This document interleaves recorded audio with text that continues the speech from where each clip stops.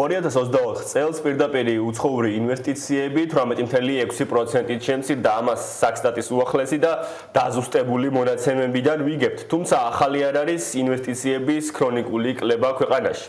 რატომ აღარ ინტერესდებიან ინვესტორები საქართველოში და სად არის გამოსავალი? თემაზე სასაუბროთ პირდაპირ ეთერში სოსო ბერიკაშვილი, ეკონომისტი გვერდება. ბატონო სოსო, ძალიან დიდი მადლობა მობრძანებისთვის. მოგესალმებით, მოგესალმებით მაყურებელს.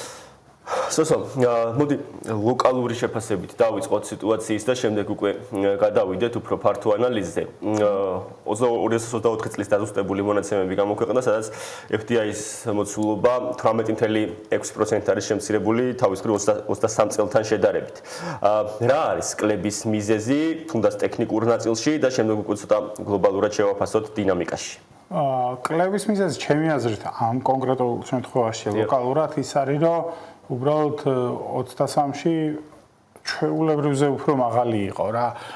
აუცილებელია რომ გვახსოვდეს ამ სულ ყურადღება მივაქციოთ, რომ საქართველოს ეკონომიკა არის ძალიან პატარა. შესაბამისად, ერთ ინვესტიციას, მაგალითად, რა ვიცი, GVP-ს გაყიდოს 3 წლის წინ იყო, ან ინდოელი ინვესტორის შემოსვლას, შეიძლება ძალიან დიდი გარღვევა ქონდეს რიცხვებში, მაგრამ სინამდვილეში ეგ არ არის რაღაცა დიდი ამბავი, ანუ ერთი კომპანია შემოვიდა ინვესტიცია. რაც თავისთავად ესე განყენებლად ცუდი არ არის, მაგრამ იმის თქვა მინდა, რომ პატარა ეკონომიკაში ეს რყევები ძალიან ლოგიკური არის. ანუ სინამდვილეში ისაც ბევრი არაფერი ხდება ქართულ ეკონომიკაში, რეალურ ეკონომიკაში, მაგრამ თუ რაღაცა მოხდება ხოლმე, მე ამოვარდნა არის და მე შემდეგ წელს ისევ დაბალანსდება. ანუ იმის თქვა მინდა, რომ პოტენციურ ეკონომიკური დონიდან უფრო ამოვარდნა იყო ეს წინა წლის ცოტა მაღალი შედეგი, ვიდრე ჩვეულებრივი ამბავი და გვაქვს ახლა შემცირება, რომელიც თავისთავად დიდი არ არის 20%. უფრო პრობლემა ისევ სტრუქტურაში არის, რომ ეს რაღაცა ერთეული შემთხვევები არის, ეგ ერთი ასევე ამ FDI-ში ყოველთვის დიდი წილი აქვს ხოლმე რეინვესტირებას. რეინვესტირება რა არის, რომ აი ინვესტირებული რაც არის ბანკებში დიდ წილად, ბანკებში არის ხოლმე მაღალი, ის მერე მოგებას წერს, გასაგებად რო თქვა და ამ მოგებას აბრუნებენ უკან ინვესტიციაში. ქვეყანაში არ გააქვს, ხო? არ განაწილდა და არ გავიდა. რაღაც განაწილდა, რაღაც არ განაწილდა, რაც არ განაწილდა, ის ისევ ინვესტიცია, რაც თავისთავად ცუდი ამბავი არ არის, კარგი ამბავია. ანუ ერთი მხრივ ინვესტორის კუთხიდან რო შევხედოთ, ახლა ერთი მხრივ იმას ნიშნავს, რომ ეს საბანკო სექტორი ამ შემთხვევაში მომგებიანია და აბრუნებენ, მაგრამ მეორე მხრივ და ის შემოდის საქართველოში რჩება ეს, მაგრამ მეორე მხრივ ჩვენ ცალსახად, სასიცოცხლოდ გვჭირდება ახალი ინვესტიციები, ანუ ზრდა გვჭირდება, უფრო რეალური ზრდა ვიდრე რეინვესტირება. ანუ იმ რეინვესტირებასაც რა თქმა უნდა თავის შინაარსში თავის მნიშვნელობა აქვს, მაგრამ ახალი გვჭირდება, ჩვენ მუდმივად უნდა ვიზრდებოდეთ რა. ჩვენ არ გვაქვს იმის ფუფუნება, რომ რაღაცა იგივე დონეზე დავრჩეთ, ხო? იმიტომ რომ ღარიბები ვართ, იმიტომ რომ გვჭირდება ზრდა და განვითარება გვჭირდება. ეხლა ფართოსურათში შევხედოთ, ხო, ალბათ შემდეგი კითხვა მაგაზე იქნება, რა უნდა გავაკეთოთ და რა შეიძლება ვქნათ, ხო? ანუ საქართველოს რაღაც პლუსები ყოველთვის ჰქონდა ინვესტორებისთვის რა. რაც ინვესტორებისთვის კარგია, შეიძლება ყოველთვის კარგი არ იყოს ხალხისთვის რა. მაგალითად ის, რომ დაბალი იაფიანი სამუშაო ძალა გვაქვს ამ ბოლო პერიოდში ნაკლებად, მაგრამ ჰქონდა, ეგ კარგი არის ინვესტორისთვის, მაგრამ ვინც აქ დასაქმდება ადგილობრივი, იმას ურჩევნია, რომ უფრო მეტ იღებდეს ცხადია, ხო? და მე სხვა შრომით მიგრაციას და სხვა პრობლემებს იქნება. თავარი ამბავი, რაც ალბათ საქართველოს ჰქონდა აქამდე ყოველ შემთხვევაში, მომავალი ცოტა ბუნდოვანი არის მაგაზე საუბარი, მაგაზე თუ მოვასწრეთ შევხედით, მაგრამ ქონდა ის იყო, რომ გახსნილი იყო რა, ანუ და ეგ სწორი არის, ანუ საქართველოს ვერ გადარჩება ჩაკეტილ სისტემაში. ანუ ჩვენი სტრატეგია ყოველთვის იყო, რომ პატარა ეკონომიკა ვართ, კი, მაგრამ გახსნილი ვართ, ანუ შედარებით საკამათო არის, შეიძლება უფრო დაბალი იყოს ასე შემდეგ, მაგრამ დაბალი გვაქვს გადასახადები და რაც ყველაზე კიდევ უფრო მნიშვნელოვანი არის, შეიძლება რაღაც თვალსაზრისით მარტივი არის, ანუ ბიუროკრატიული ბარიერები ჯერ კიდევ გვაქვს ძალიან და ანუ ადვილი არის რა საქართველოში ბიზნესის დაწყება.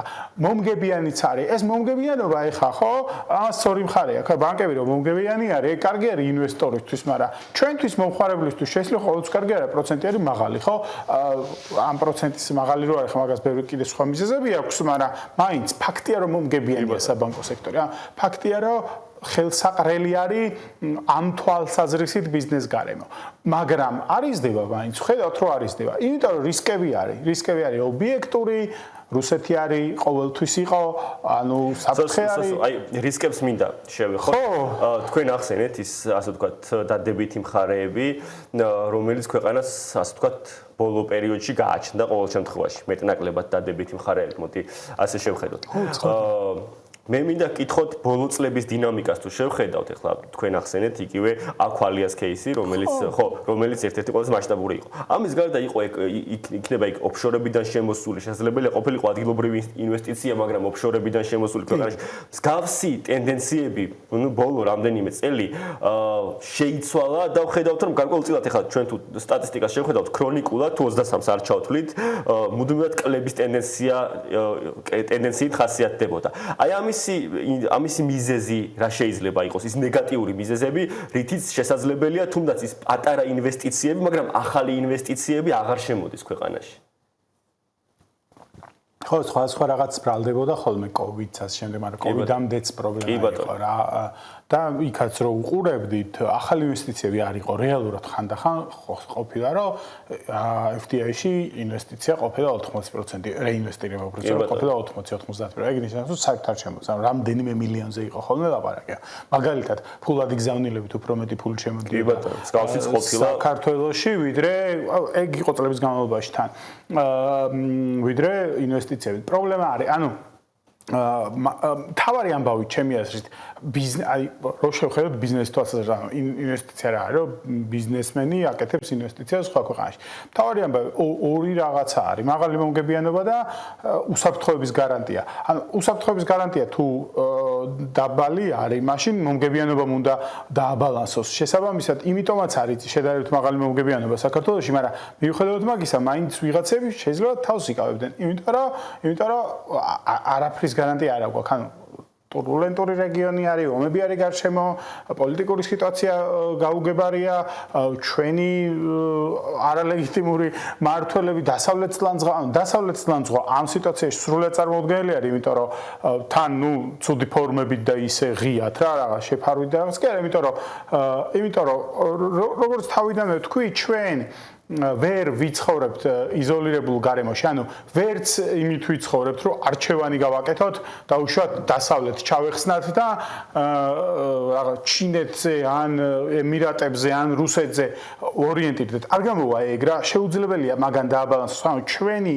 სტრატეგია ისევ იგივე უნდა იყოს, ანუ ის ახლა კარგად ხორციელდებოდა თუ ცუდად ხორციელდებოდა, ეგრე არის, რომ ჩვენ უნდა ვიყოთ გახსნილი ეკონომიკა რა, აუცილებელი არის. ჩვენ არ გვაქვს რაღაცა სხვა ტიპის რესურსები, ბუნებრივი რესურსები არ გვაქვს, არც რაღაცა განსაკუთრებული სხვა კონკურენტული უპირატესობა, ასე ვთქვათ, ამიტომ ჩვენ უნდა ვიყოთ გახსნილი და უნდა ვქმნიდეთ გარემოს შეძლების და გვარად უსაფრთხო გარემოს ქვეყანაში. იმიტომ რომ ყველაფერი ჩვენზე არ არის დამოკიდებული რა, ანუ ჩვენ ძალიან რომ მოვიდომოთ.